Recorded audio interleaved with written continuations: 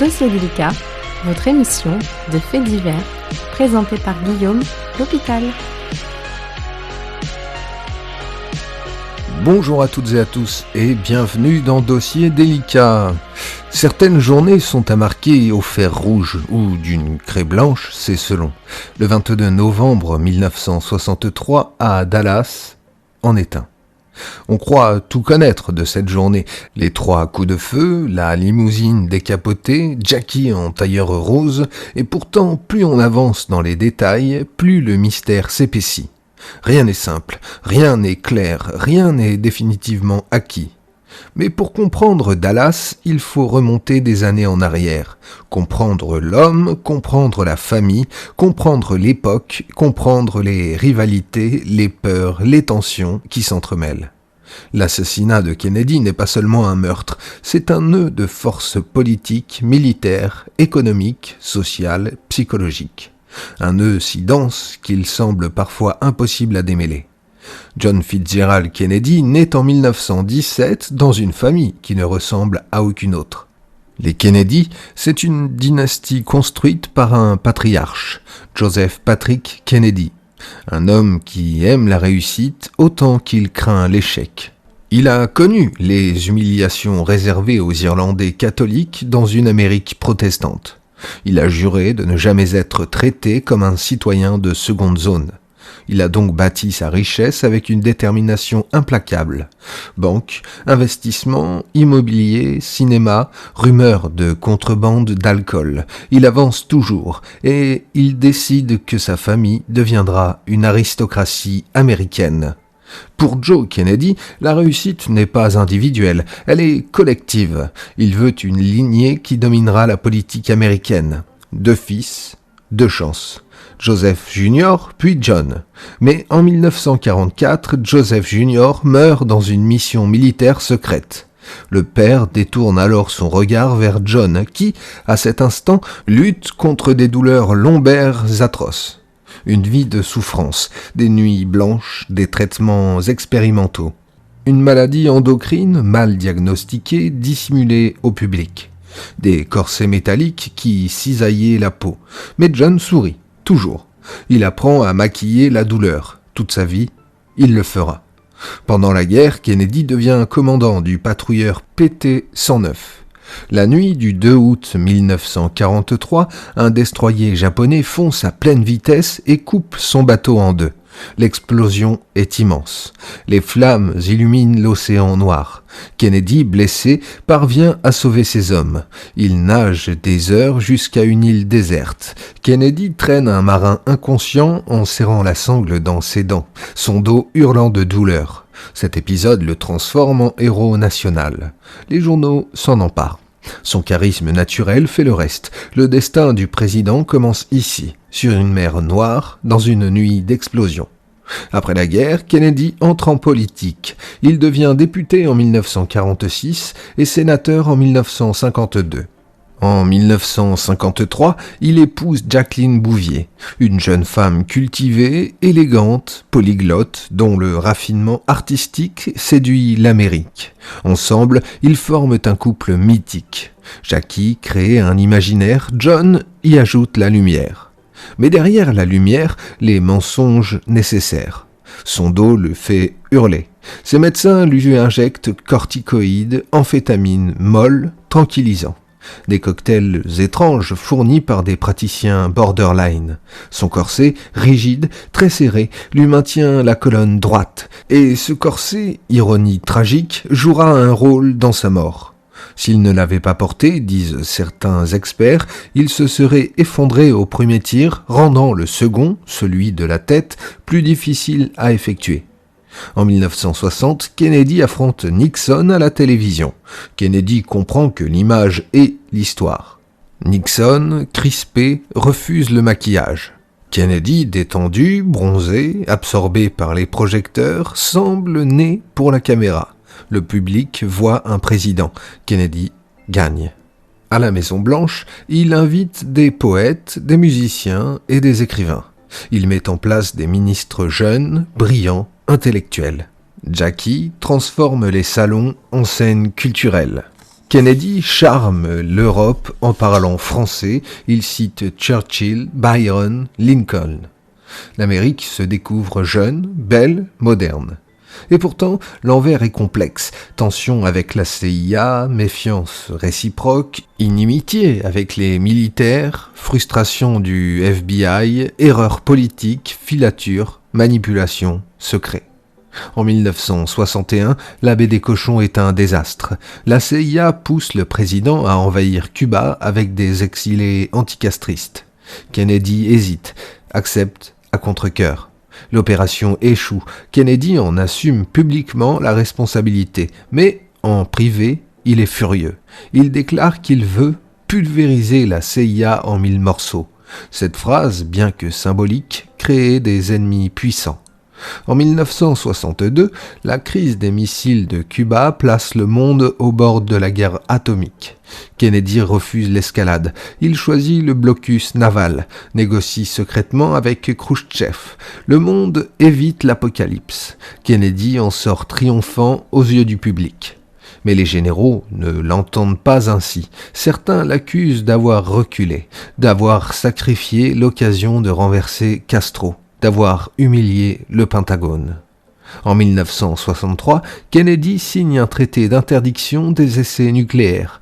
Il envisage discrètement de retirer les troupes du Vietnam. Il soutient les droits civiques. Cela crée des ennemis, le Ku Klux Klan, l'extrême droite sudiste, certains gouvernements ségrégationnistes, une partie du FBI encore obsédée par Martin Luther King. Et puis, il y a Dallas, ville conservatrice, bastion anticommuniste, fief d'hommes riches, influents, hostiles au président. Quelques semaines avant sa venue, une affichette circule, « Wanted for treason », recherché pour trahison. La photo de Kennedy y figure, mais Kennedy veut aller à Dallas. Il veut montrer qu'il n'a pas peur, et qu'il n'a peur de rien surtout. Il veut unir les démocrates texans, profondément divisés. Il embarque Jackie. Jackie qui, depuis la mort de leur bébé, Patrick, quelques mois plus tôt, reste fragile, presque éteinte. Kennedy veut la sortir de sa mélancolie. Ce voyage, dit-il, lui fera du bien. Le matin du 22 novembre, à Fort Worth, sous une pluie fine, une foule attend. Kennedy sort, sous les gouttes, sans parapluie. Il plaisante. Jackie apparaît en tailleur Chanel rose, un cadeau de son mari. La foule applaudit, puis il s'envole pour Dallas. À Love Field, la foule est massive. Les roses, les sourires, les cris de joie, les agents du Secret Service sont nerveux. Certains ont passé une partie de la nuit au bar. Cela sera confirmé plus tard. La limousine reste décapotée. Le gouverneur Connelly, ancien secrétaire à la marine sous Kennedy, rejoint la voiture avec sa femme Nellie. Le soleil est éclatant. La limousine s'engage dans les rues de Dallas. Énormément de monde. Sur les photos, sur les films amateurs, Kennedy paraît radieux. Il se tourne à droite, à gauche. Jackie sourit poliment, comme un peu distante. Le Secret Service relâche légèrement la garde, voyant la joie de la foule. À 12h30, la voiture aborde Dealey Plaza. Le virage est serré. La voiture ralentit brusquement. Une erreur fatale, diront certains agents. Sur la gauche, un bâtiment de briques rouges, le Texas School Book Depository. Aux fenêtres, des employés observent. Au 6e étage, une ouverture, derrière une pile de cartons. Le premier tir éclate. Beaucoup ne comprennent pas. Certains regardent le ciel, d'autres se baissent. Kennedy porte la main à sa gorge. Ses coudes se resserrent. Il glisse vers Jackie. Son visage se tord. Les enregistrements audio d'une moto de police captent un bruit impulsionnel étrange. Le deuxième tir frappe Connelly. Sa poitrine explose de douleur. Il tombe dans les bras de sa femme. « My God, they're going to kill us all. » Mon Dieu, ils vont tous nous tuer. Le troisième tir frappe Kennedy en pleine tête. Une explosion rougeâtre, terrible, irréelle. Le film amateur de Zapruder, qui se trouve dans la chambre numéro 313, capture la scène. La tête du président bascule en arrière, Jackie grimpe sur le coffre, attrape un fragment du crâne de son mari. L'agent Clint Hill saute sur la limousine, la pousse, protège Jackie, le conducteur accélère enfin. À Parkland, c'est le chaos. Les médecins se ruent. Kennedy est placé sur une civière. Son cœur bat faiblement. Le docteur Perry pratique une trachéotomie. Le docteur Clark constate l'ampleur des dégâts. Un énorme éclat dans l'occipital. Les médecins comprennent vite. C'est fini. À 13h, le président est déclaré mort. Pendant ce temps, Lee Harvey Oswald quitte calmement le dépôt. Il prend un bus, puis un taxi, rentre chez lui, prend un revolver et ressort. L'officier Tippit l'approche. Oswald tire. Tippit s'effondre. Oswald s'enfuit, se réfugie dans le Texas Theater. La police l'arrête. Il hurle « I'm just Patsy ». Je ne suis qu'un pigeon. Le 24 novembre, 2 jours plus tard, devant les caméras du monde entier, un homme surgit. Jack Ruby. Il tire dans le ventre d'Oswald. Oswald meurt à Parkland, le même hôpital. L'affaire devient un gouffre. La commission Warren conclut à un tireur solitaire. Les Américains n'y croient pas. Les témoins contredisent. Les médecins aussi. Le 3e coup de feu, la fameuse balle magique, défie la logique. La CIA retient des informations. Hoover manipule certaines notes. Des documents disparaissent, des témoins meurent, le doute s'installe comme un brouillard qui ne se lève plus. Dans les années 70, après le Watergate, une nouvelle commission conclut un complot probable. Le mot « probable » devient une écharde dans l'histoire. Aujourd'hui encore, Dealey Plaza est un pèlerinage. Une croix blanche marque le lieu exact du tir fatal. Des guides improvisés parlent de la CIA, du FBI, des anti-Castro, des pro-Castro, de la mafia, des pétroliers texans, des généraux, de Lyndon Johnson. On pointe du doigt la butte herbeuse, la palissade, les ombres, les photos polaroïdes, les vidéos tremblées. Et chacune de ces histoires raconte moins qui a tiré. Qu'est-ce qu'une nation refuse d'accepter ? Qu'un rêve peut mourir en plein soleil, en pleine rue, sous des centaines de regards, et que parfois la lumière la plus éclatante laisse les ombres les plus profondes. Parce que si Dallas est un meurtre, c'est d'abord une cacophonie de regards, un labyrinthe de témoins, une multitude de points de vue, parfois concordants, souvent divergents. Comme si chacun avait assisté à un événement légèrement différent, décalé, dérangé, et que la somme de ces décalages constituait précisément ce que l'Amérique ne parvient pas à avaler. La certitude que tout cela n'est pas net, que tout cela ne colle pas, que quelque chose dans la mécanique du drame se grippe, et que ce grippage, ce grain de sable, c'est peut-être la clé.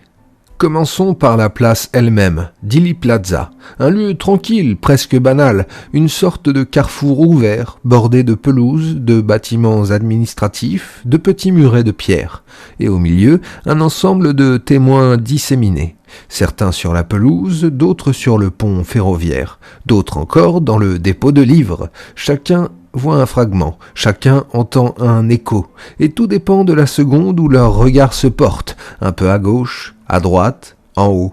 La tragédie se joue à une vitesse folle.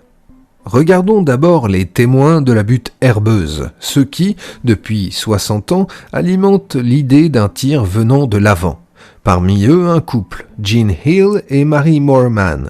Mary Moorman prend une photo au moment précis du tir fatal, une photo polaroïde, floue, brute, mais suffisamment nette pour capturer Kennedy au moment où la balle frappe sa tête. Juste derrière la butte herbeuse, beaucoup ont tenté d'y décerner une silhouette, une ombre, une forme humanoïde, parfois appelée le Badgeman, un individu portant ce qui ressemble à un insigne, une tenue, un fusil. Mais les analyses successives contredisent ou confirment, tour à tour, cette vision. Les pixels sont trop grossiers, trop saturés.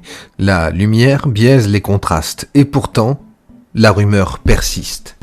Jean Hill affirme qu'un homme courait derrière la palissade. Elle parle de fumée, de détonation venant de la droite. Elle dit que le tir fatal n'a pas le même son que les premiers. Pendant des années, elle répète ce témoignage. Mais les autorités la contredisent. Elles la traitent de témoin confus, émotionnel. Pourtant, d'autres personnes confirment les mêmes sensations. Surtout, plusieurs témoins déclarent avoir senti l'odeur de poudre à l'avant, ce qui, balistiquement, paraîtrait inhabituel si les tirs venaient tous de derrière du dépôt de livres. Puis il y a Ed Hoffman, un homme sourd qui observe la scène depuis une zone élevée, près du pont. Il dit avoir vu un homme derrière la palissade, une arme à la main, et un autre homme, plus corpulent, ramasser quelque chose après le tir. Il tente de prévenir la police en langage gestuel. Personne ne le comprend. Plus tard, il rapporte son témoignage à plusieurs enquêteurs indépendants. Mais on ne l'invite jamais officiellement à témoigner devant la commission Warren. Trop compliqué peut-être, trop dérangeant. Il y a aussi les cheminots sur le pont ferroviaire. Plusieurs affirment que la fumée venait de la butte. Ils se précipitent vers la palissade juste après les tirs. Les policiers aussi. Une scène étonnante. Si tous les tirs provenaient de derrière, pourquoi tant de témoins, civils comme policiers, courent-ils instinctivement vers l'avant? L'instinct n'est pas une preuve, mais il est troublant. Maintenant, regardons l'autre côté, le dépôt de livres scolaires, le Texas School Book Depository. America Fuck Yeah. Au 6e étage, une fenêtre ouverte. Plusieurs témoins disent y avoir vu un homme tenant une arme. Certains décrivent la silhouette d'Oswald, d'autres non. La police trouve dans un coin de cet étage, derrière des cartons, un fusil à verrou Carcano, italien, calibre 6,5 mm. Une arme médiocre, mal équilibrée, peu puissante. Lors des tests effectués plus tard, les tireurs d'élite peinent à reproduire le tir en temps imparti avec autant de précision. Le Carcano n'est pas une arme réputée pour sa fiabilité, et pourtant, selon la version officielle, Oswald l'utilise pour endosser un exploit balistique presque surhumain. Mais au sein même du bâtiment, les témoignages sont troublants, car au moment du tir supposé, plusieurs employés disent avoir vu Oswald au 2e étage, calme, buvant un Coca-Cola. Presque immédiatement après les tirs, le policier Marion Baker entre dans le bâtiment. Il voit un homme, Oswald, qui n'est pas essoufflé, pas transpirant, pas nerveux.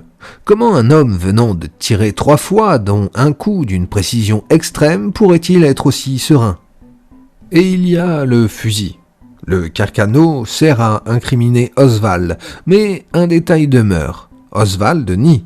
Il répète qu'il est un patsy, un pigeon, une marionnette. Il dit qu'on lui a piqué un fusil pour le monter en épingle et qu'il n'a jamais tiré sur personne ce jour-là.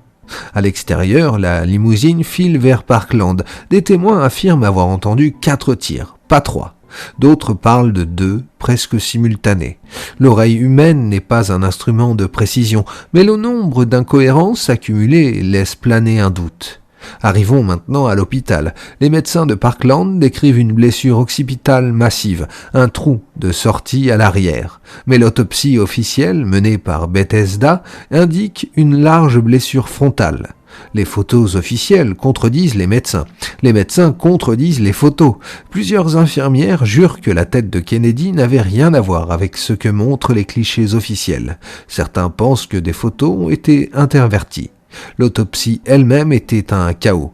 Des militaires présents dans la salle donnant des ordres, des documents manquants, des mesures contradictoires, des tissus manquants, un cerveau disparu, des archives dans les années suivantes. Parlons maintenant de la balle magique. La commission Warren affirme qu'une seule balle, la CE 399, a traversé Kennedy, puis est entrée dans le dos de Connally, a brisé une côte et ressorti à travers un poignet, puis est entrée dans une cuisse, avant d'être retrouvée quasiment intacte sur un brancard. Cette balle, pour accomplir un tel parcours, devrait être déformée. Elle ne l'est pas, elle est inattaquée. Parfaite, comme si elle n'avait jamais frappé quoi que ce soit. Et pourtant, elle est la pierre angulaire de la version officielle. Connally lui-même dira toute sa vie qu'il ne croit pas à la balle unique. Il dit qu'il a été frappé par un autre tir, venant après celui qui touche Kennedy. Il n'a jamais été convaincu par la thèse officielle, et pourtant, il ne contredit jamais publiquement Lyndon Johnson, son mentor politique. Un mélange de loyauté et de culpabilité.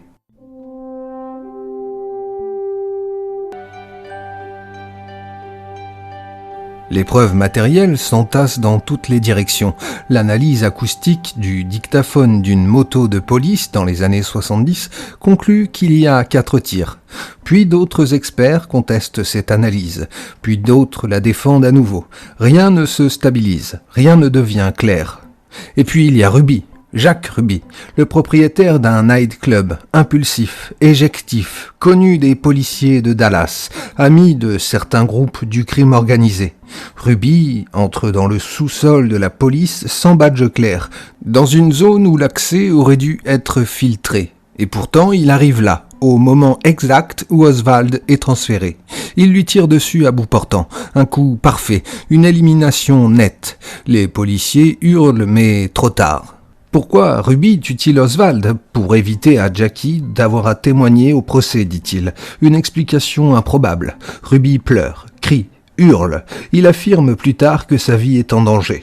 Il demande à parler à Washington, à Lyndon Johnson en personne. Il dit qu'il y a un complot, qu'il n'a pas eu le choix. Personne ne le prend au sérieux. Ruby meurt en 1967. Cancer. Mais il meurt persuadé qu'on l'a piégé. Après cela, la commission Warren travaille avec célérité. Trop. Elle veut conclure vite, présenter une version simple. Une balle, un tireur, un fou isolé. Mais les membres eux-mêmes ne sont pas convaincus. Gerald Ford fait modifier la position de la blessure dans le rapport. Allen Dulles, ancien directeur de la CIA, limogé par Kennedy, siège dans la commission. Ironie immense. L'homme que Kennedy voulait écarter de l'histoire revient pour écrire l'histoire de sa mort. Dans les années 70, après le Watergate et les révélations sur les mensonges d'État, les Américains perdent confiance. Le Congrès ouvre une nouvelle enquête, le HSCA. Ses conclusions sont explosives. Probable conspiration. Le mot est lâché. Puis édulcoré. Le FBI conteste, la CIA aussi. Mais le doute s'installe comme une vérité parallèle. Le monde ne verra plus jamais l'Amérique de la même manière.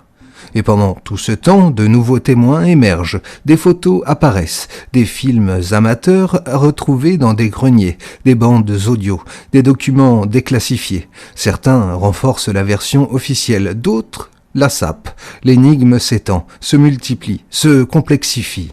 Et si quelque chose dans l'enquête, dans les archives, dans les témoignages, avait été délibérément brouillé, pas nécessairement par une entité unique, pas par un grand complot parfait, mais par une série de forces, d'intérêts, de peurs, de réflexes bureaucratiques. Un brouillard volontaire ou involontaire, une opacité non pas construite mais spontanée, un chaos administratif qui laisse derrière lui l'impression d'une manipulation. Aujourd'hui encore, à Dallas, au pied du dépôt de livres, des hommes en chemise, des touristes, des passionnés, des théoriciens se regroupent. Ils pointent du doigt à la fenêtre, ils montrent la butte, ils racontent des versions, ils débattent, ils s'énervent, ils s'embrasent, parce que l'assassinat de Kennedy n'est pas seulement un meurtre, c'est un terrain de projection, une scène où chacun voit ce qu'il craint ou ce qu'il espère, une énigme qui devient un miroir. Et c'est peut-être cela, au fond, qui fait la force de cette histoire. Ce n'est pas seulement la mort d'un président, c'est la mort d'une illusion, celle d'une nation qui croyait encore que l'histoire avait un sens clair, une logique simple. Le 22 novembre 1963 a mis fin à cela. Depuis, le doute est devenu une part de la culture américaine, une part vivante, une part obscure, une part indissociable. Je me suis servi de l'outil Internet pour créer cette émission, j'espère qu'elle vous aura plu, j'espère aussi que le fait que je sois malade ne s'est pas trop entendu. Je vous souhaite une délicieuse semaine et je vous dis à samedi prochain.